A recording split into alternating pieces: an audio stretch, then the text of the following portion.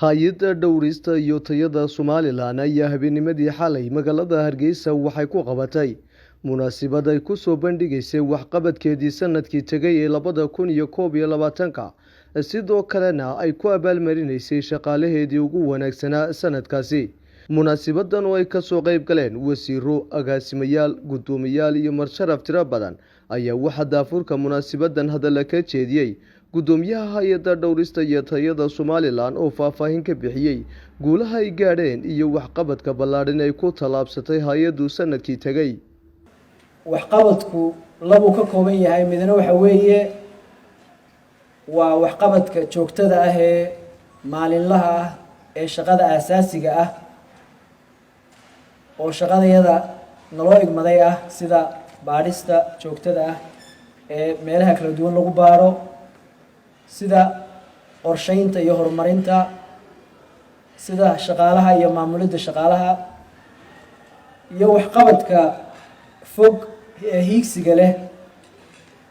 ee halkan aanu kusoo bandhignay 10kii hiigsi ee aanu sameynay 4 sannadood soo socda sanadkii u horreeyay oo tegay 10kaa hiigsi oo mid walba la isdul taagay wixii ka qabsoomay iyo waxaan ka qabsoomin. run ahaantii sharaf weyn bay noo tahay haddaanu maamulka hay'adda dhowrista tayada nahay in markaanu qiimeynay hiigsigayagii dadaal badanna gelinay sanadkaa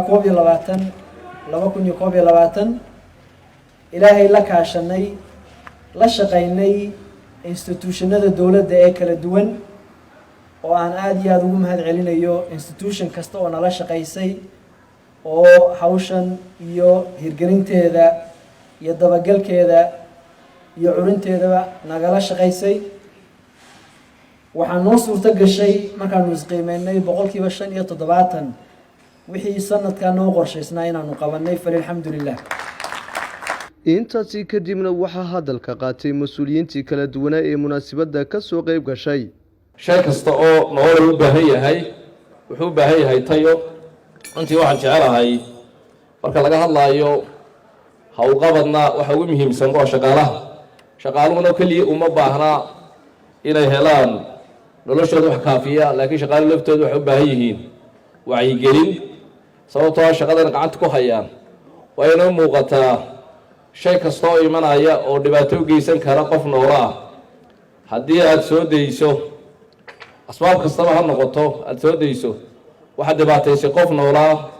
markaa runtii waxaan jecelahay in shaqaalaha wacyigooga sare loo qaado. sharaf bay inoo tahay kulligeen inaynu maanta maqalno ama aragno ummadda reer Somaliland oo la leeyahay waan garan karayaa guri kasta iyo meel kasta iyo tuulo kasta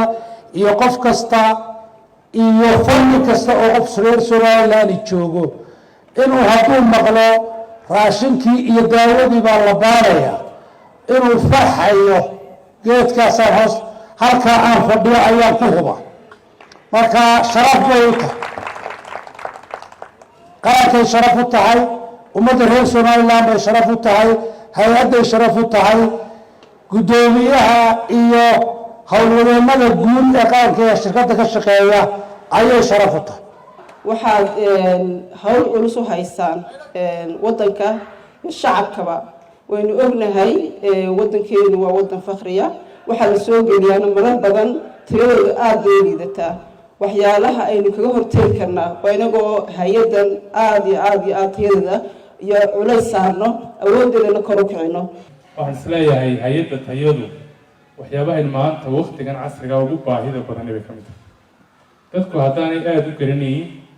hay-addani waxay ka mid tahay hay-adaha ugu muhiimsan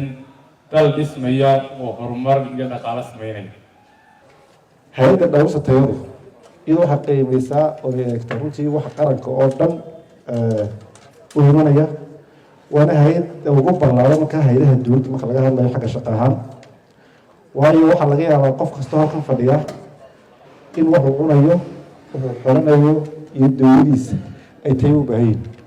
runtii marlabaad waxaa tayada lagala soo qayb galo dowladda qiimaha badan qaranka ugu fadhida shaqaalahoodii oo lagu dhiirigelinayo nolol qurux badan iyo nolol qurux badan runtii dadweynaheeduna uu ku ammaano yahay matoodaas. hay-addu horukaca ay samaysay iyo waxa sababay shaqaale weynaha ka shaqeeya oo runtii ah dad tayo iyo aqoon iyo xirfad leh taasaana keenaysa markaa in la abaalmariyo shaqaalihii laga warhayo marka shaqaalaha waxaan leeyahay inta la abaalmarinayo waad mudantihiin in layna xuso sidoo kale waxaa isaguna madasha ka hadlay madaxa cududa shaqaalaha ee hay-adda dhowrista iyo tayada Somaliland waxaana uu ka hadlay habka iyo hanaanka ay hay-addu u qiimaysay shaqaalahan la abaalmarinayo haddii aan in yar idin kormaro qaabka loo sameeyey iyadoo la raacayo siyaasadda maareynta howlqabadka iyo qiimeynta shaqaalaha dowladda siyaasadda marka hore anagoo siyaasadda ka duulayna qof kasta oo shaqaale ah oo hay-adda ka tirsan waxaa loo sameeyey work plan-kaasoo uu sameeyey waaxda uu ka tirsan yahay u samaysay work plan-kaa qofka loo sameeyey sanadkaa oo kaasoo ka imanaya annual plan-kii waax kasta waxay u diyaarisay qofka work plan-kiisana waa la dhaadhiciyey waxaana loo dhaadhiciyey qof kasta oo hay-adda ka shaqeeya ama section ha ahaado ama qof kale oo ka shaqeeya ha noqdo waaxdaasi haddaba work plan-ka waxaa la diyaariyey sanadka bilowgiisii qof kastana waa loo diyaariyey sanadka dhammaadkiisina waxaa la sameeyey work planadii ayaa qof kasta waxaa qiimeeyey horjoogihiisa intii ay munaasabadu socotay ayaa sidoo kale waxaa lagu soo bandhigay filim documentary oo ka hadlaya waxqabadkii ay ku talaabsatay hay-addu sanadkii tegay ee 2021 gabagabadii munaasabadanna waxaa abaalmarino lagu maamuusay shakhsiyaadkii ugu wanaagsanaa hay-adda dhowrista iyo tayada sanadkii tegay ee 2021 waa Maxamed Andar MMTV Hargeysa.